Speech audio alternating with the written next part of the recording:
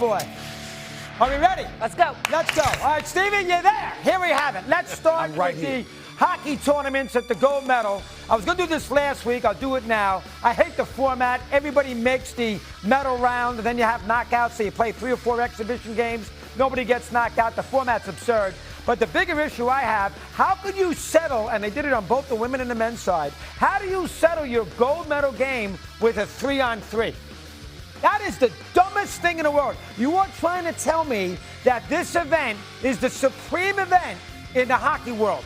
International, the whole 9 yards. And you're going to settle it with a 3-on-3. And I want to hear Canada complain because they won the semifinals on a 3-on-3. They were annoyed about how they lost the 3-on-3 on Sunday to the United States. They can't say anything, but I can because I said it last week. I've said it all over the place. I would have said it here. You can't play. Could you imagine if they played a Game 7 in the NHL Stanley Cup Final and decided at 3-3 in the third, fourth, a tie after the third period, they're going to play a 3-on-3 to see who wins? I mean, that is so stupid.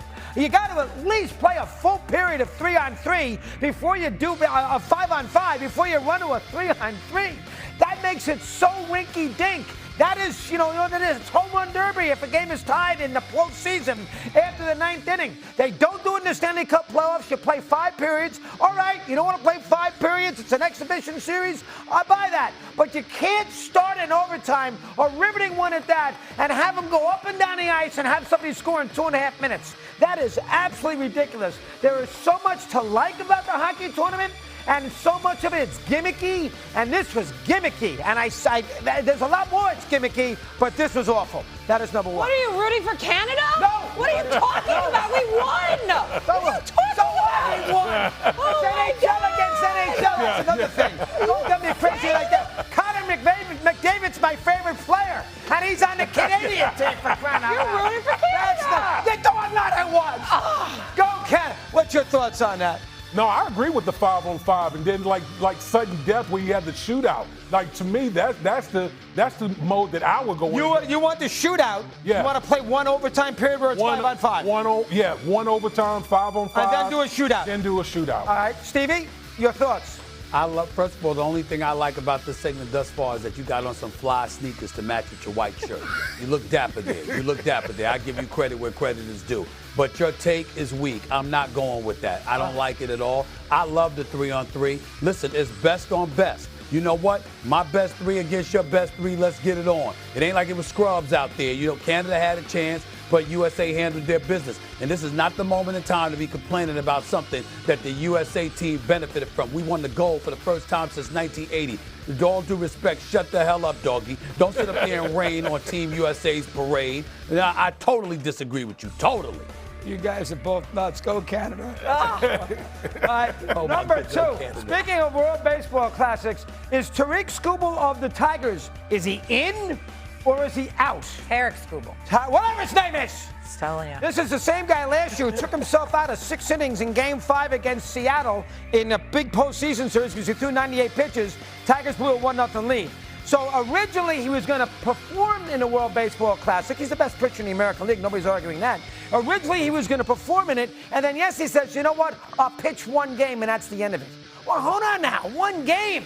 Are you involved? It's almost like he wants to experience what it's like to play for a flag, and then after he gets it out of his system, he's had enough. Are you on the team or are you not on the team? He's going to be a free agent, so he probably doesn't want to pitch too much in case he hurts his arm because they're all thinking about what money they're going to make at the end of the contract. But still, that really drives me crazy. Either you make a commitment to be on a big team with judges on it, by the way, and either you make a commitment or you don't make a commitment. You don't play it halfway. That is item number 2. I agree. I actually agree with this. I love Tariq Skubal. I want to see him play more, so I actually agree with this. But it's Tariq, not Tariq. No argument from me, doggy. All right, Stevie, what's your take on that one? Let me hear. I agree with you. My point is why are they allowing it? Either in or you out. So it's not just him. That's a good point. You know, it's the WBC. That's a good point. Either you play it or why are they allowing it? You in or you out. Period. No half-assing it. You in or you out. Excellent point. I should have brought that up. I left it for you. You picked it up beautifully. Nice job. Item number 3. All right. I'm going to play this sound because I got to say something when it's concluded. This is at the Combine in Indianapolis. Our favorite Jets quarterback, Aaron Glenn. Listen up. To me, play call is my superpower, really. I really miss doing that, and I think it's a huge part of helping us become the team that I see us become. All right. Now listen, if you're Aaron Glenn, with the year that you had, with the coaching staff you put together, with the quarterback you played in the last 4 or 5 weeks, where you were non-competitive and an embarrassment. At least the Giants they won the last game against the Cowboys. At least the Giants gave everything they had. The Jets were terrible. They didn't want to play. If you're Aaron Glenn, and you know what? In a perfect world, he would not have survived. The Patriots got rid of Mayo. They got to a Super Bowl. In a perfect world, and if Woody Johnson didn't have to pay him $50 million, he may have made a change. Nobody wants to hear from Aaron Glenn right now if you're a Jet fan. I got superpower. No, you don't, okay? Just be quiet. Do what you got to do. Try to put together a staff that's halfway decent. Go to training camp. Be nice to the media. Don't make it sound like that you have all the answers when you don't, because we saw it last year. Aaron Glenn, to me, if I'm a Jet fan, he's walking on very thin ice. The less I hear from Aaron Glenn about your superpowers, the more comfortable I am if I'm a long-suffering Jet fan. That is number 3. Damien? Damien, go ahead. The minute he said Aaron Glenn, he said, oh. The minute you brought this title, I just started laughing. I really just started laughing. Listen, if you had these superpowers, damn it, why didn't you bring them out last year? Good point. Like, that's my whole thing. Like, man, let's just win some damn games. I'm so sick and tired of all this mess. As someone who roots for the Jets, who wants the Jets to do well, win some damn games. Be respectable out there, at least. Fired his entire staff. You better have a superpower, because everyone's brand new. So we need to lean on something this year. I know that you've been pretty hard on him, Steve. What's your take here? Go ahead.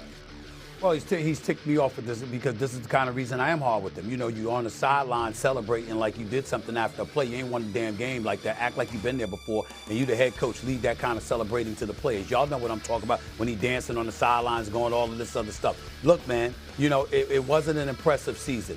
You finished dead last against the pass. You finished 29th against the rush. You had like the 31st ranked defense in the National Football League. But you know what? We understand that the Jets basically threw away their season by trading away a couple of their best players in Williams and Sauce Gardner. Okay, we got that part. What about the year before when you were in Detroit? What about that year? Your defense was ranked 7th. As the season waned, you gave up 30 points to the Buffalo Bills. Okay, let's not forget. Let's not forget that. Okay, I'm looking at this right here. This is 2024. I apologize. They gave up 48 points to the Buffalo Bills, all right? You gave up 31 to the Packers, all right? You know, you lost by giving up 45 to the Washington Commanders. It's a lot of injuries that the Detroit Lions were suffering from. I get that, and that plays a role in it. That doesn't mean that you can't be a coordinator. It doesn't mean that you can't coach a defense. It just means that you have to prove it, that it wasn't ideal circumstances and you didn't necessarily respond to it. What's up with all the talking? What's up with all the talking? You're going to look with the cameras and talk about that's your superpower? The only superpower you really had is that you connected with Bill Parcells. That's it. Exactly right. Everything else you got to prove. You got to prove on your own. I just want him to prove it. That's all. I'm not rooting against him. I want the brother to succeed. But he's making it hard to defend him. And this is the latest issue with that. Yeah, I agree. The Jets are in a world of hurt. We need a W out of the gate here. Coming up on First Take.